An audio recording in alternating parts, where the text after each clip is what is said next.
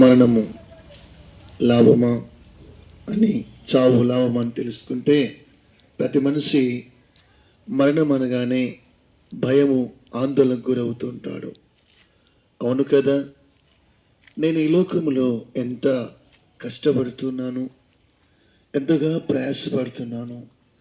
ఏదో ఒక రోజు నేను కూడకట్టుకున్న గృహాన్ని లేదా నా దేహాన్ని, నా కుటుంబాన్ని నేను వెళ్ళవలసి వస్తుంది కదా అని మానవుడు విభ్రాంతానికి గురవుతూ ఉంటాడు. అయితే పరిశుద్ధ లేఖనం తెలుస్తుంది, ఆత్మ జీవింపచేస్తున్నది, శరీరము నిష్ప్రయోజనము.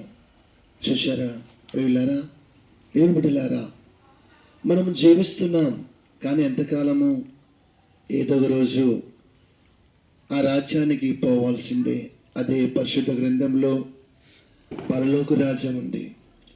మేలు చేసిన వారు నిత్య జీవానికి, కీడు చేసిన వారు నిత్య నరకానికి. ఎందుకండి ఈ మాటలో పరిశుద్ధాత్మదేవుడు మాట్లాడుతున్నాడు? నేనైనా ఈరోజు, నువ్వైనా రోజు ఏదో రోజు మరణిస్తాం.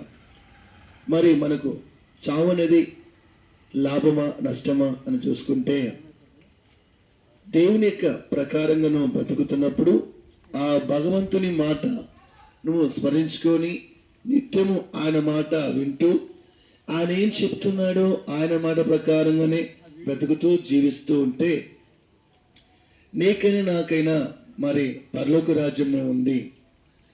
దేవుని మాట వినకుండగా, భగవంతుని స్మరణ చేసుకోకుండగా, నిత్యము ఆయన అడుగుజాడు నడవకుండగా ఉంటే మరి నిత్య నరకమని. కీడు మేలు. మేలు అంటే ఈ లోకమును బ్రతుకుతూ జీవిస్తూ అనేకులకు నువ్వు మాదిరికరంగాను, ఆశ్చర్యకరంగాను, దీవెనకరంగాను, మేలు చేసేవాడుగాను జీవిస్తూ ఉన్నప్పుడు మేలు చేసిన వారికి పరలోక రాజ్యం. కీడు అంటే నువ్వు లేచినప్పుడు పడుకునే వరకు నీలో ఆవేశం, ఉద్రేకము, బాధ, వేదన, క్రూరత్వం కలిగి జీవిస్తున్నప్పుడు నీలో నుంచి కీడు బయలుదేరుతుంది. అది ఎలా అంటే యెరెమీయా గ్రంథము 17:9, ఉదయము అన్నిటికంటే ఘోరమైన వ్యాధి గలది. చూసారండి, వ్యాధి వస్తుందని డాక్టర్ కాడ పోతూ ఉంటాం. అయితే యేసు ప్రభు ఏంటంటే రోగులకే వైద్యుడు అవసరం కానీ ఆరోగ్యం కలిగిన వారికి వైద్యుడు అవసరం లేదు. ఈరోజు నాకు వ్యాధి వస్తుంది, నేను హాస్పిటల్కి వెళ్ళాలి, వెళ్తే నేను బాగుపడతాను నమ్ముతున్నాను, ఆ డాక్టర్ చెప్పింది నమ్ముతున్నాను. అయ్యా ఏ మందులు వేసుకోవాలంటే ఓకే, ఇది వేసుకో, ఓకే. అయినా నా జబ్బు పోవడం లేదు, అయినా నా వ్యాధి బాగు కావడం లేదు, అయినా నా రోగం పోవడం లేదు.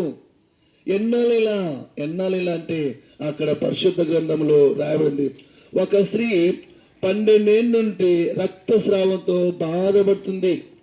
ఆమె ఎన్నో వైద్యులకు చూపించుకుంది, తనకున్న ఆస్తి మొత్తం అమ్ముకున్న ఆమె వ్యాధి తీర్చబడలేదు, ఆమె వ్యాధి బాగుపడలేదు. అయితే ఈ వీధిలో భగవంతుడిని యేసు ప్రభుల వారు వస్తున్నాడని ఆమె నమ్మింది.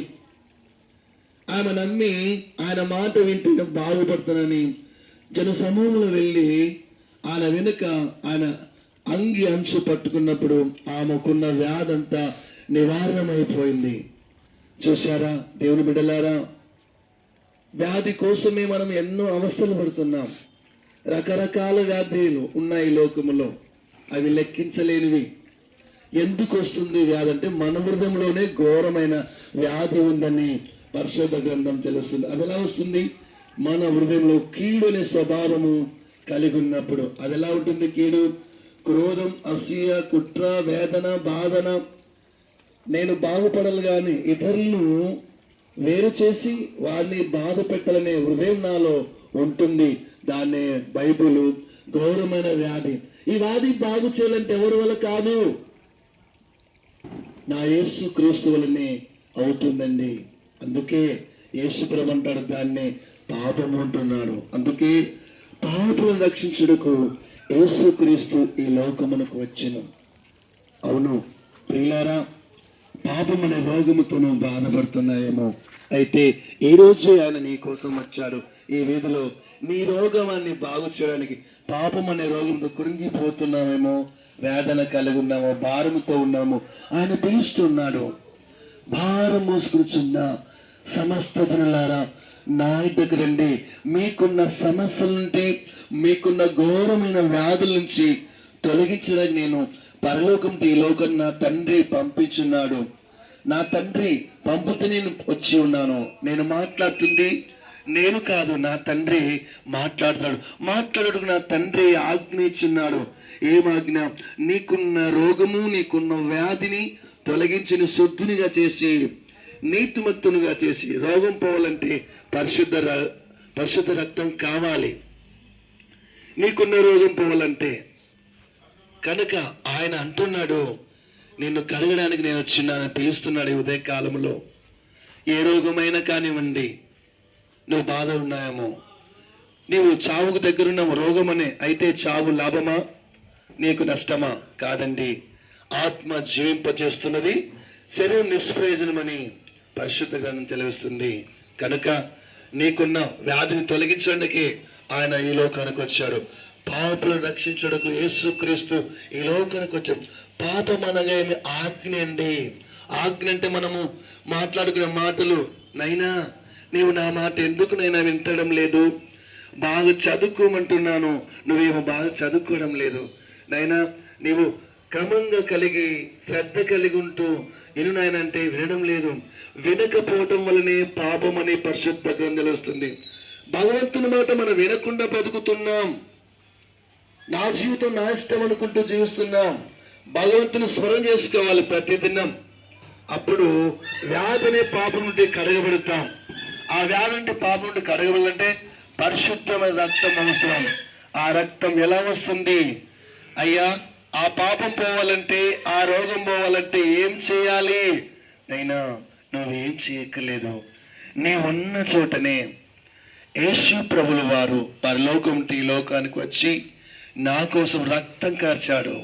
నా స్థితిగతులు మార్చడానికి, నాకున్న ఘోరమైన వ్యాధి నుంచి తొలగించడానికి నన్ను వచ్చాడని నీవు ఉన్న చోటే నమ్మి యేసుక్రీస్తే నిజమైన దేవుడని, ఆయన నా పాపలు కడగడానికి, పాపం అనగా తండ్రి ఆజ్ఞనైనా, ఇదేదో వేరేది కాదు. పాపం అంటే ఆజ్ఞ. నేను ఒక కుటుంబంలో ఒక యజమానునిగా ఉన్నాను, నా మాట ఎవరైనా లేదని కోపపడతాను. అదే బైబిల్ పాపం అంటుంది.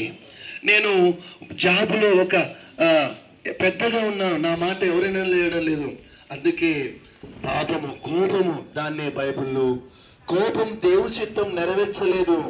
కోపం భగవంతునికి అనుసంధానంగా ఉండలేదు. కనుక ఆ కోపమే ఉద్రేకము, అదే అసూయ, కుట్ర, వేషధారణ. వీటిలో ఉంటే పాపము బయలుదేరుతుంది. కనుక నాకున్న ఉద్రేకత, నాకున్న ఆవేదన పోవాలంటే, ఆ రోగాన్ని కడగవాలంటే ఏ వైద్యుడు కడగలేడు. యేసు ప్రభువు వారే నిన్ను కడగలుగుతాడు. యేసు ప్రభువు వారే నిన్ను కడిగి నీకున్న వ్యాధి, ఎన్ని మందులు వేసుకుంటున్నావో, ఎన్ని వ్యాధులతో బాధపడుతున్నావో, ఇంకా నా రోగం తగ్గలేదు, అయితే అక్కడ 12 నెలల నుంచి ఆమె బాధపడుతుంది. రక్తస్రావుల స్త్రీ ఎన్నో ఆస్తులు అమ్ముకుంది రోగం పోవాలని. తన బంధువులను, తన స్నేహితులను అందరి అడుగుతా ఆస్తి మొత్తం అయిపోయింది, కానీ రోగం బాగా కాగలేదు. అయితే యేసు మాట వినగానే ఆమెకున్న వ్యాధి అంతా తొలగిపోయిందండి. కనుక ప్రియాంతి ప్రేమ బిడలారా, ఈరోజు ఆయన నీకున్న రోగాన్ని తొలగించడానికి ఈ ఉదయ కాలంలో సిద్ధంగా ఉన్నాడు. నిన్ను కడగడానికి, నిన్ను పరిశుద్ధంగా చేసి తన బిడ్డగా పరలోక రాజ్యాన్ని చేర్చుకోవడానికి. మేలు చేసిన వారు నిత్య జీవానికి, కీడు అంటే నా హృదయం నుంచే వస్తుంది, ఎక్కడి నుంటో బయలుదేరు. అదే హృదయం అన్నిటికంటే మోసకరం అంట. మన మనసు మోసకరమైందని బైబిల్ చెబుతుంది. మన హృదయము, మన మనసు సరైన స్థితిగా లేదని చెప్తుంది. మన మనసు ఏం మాట్లాడుతుందో తెలియక మాట్లాడుతుంది. దాన్ని పరిశుద్ధ గ్రంథం కోపము అంటుంది.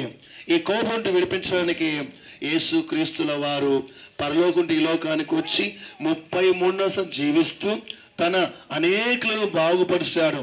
అనేక రోగాలు ఉన్నారు, కాలు బాగులేని వాళ్ళు, కళ్ళు పోయిన వాళ్ళు, మూగవాళ్ళు, చెవిటి వాళ్ళు, వీళ్ళందరూ రోగంతో బాధపడుతున్నారు. కుష్ఠరోగులు బాధపడుతున్నారు. ఎన్నో వైద్యులకు చూపించుకున్నా ఆ వ్యాధులు బాగు కాలేదు. యేసు ప్రభువు ముట్టగానే వారి వ్యాధులన్నీ పోయాయి.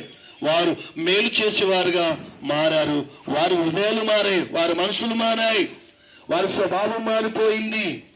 ఈ రోజుల్లో నేను బ్రతుకుతున్నాను, భగవంతుని ప్రతిరోజు స్మరణ చేసుకుంటున్నాను, కానీ నా హృదయం మారలేదు, నా మనసు మారలేదు, నా వ్యాధి మారలేదు.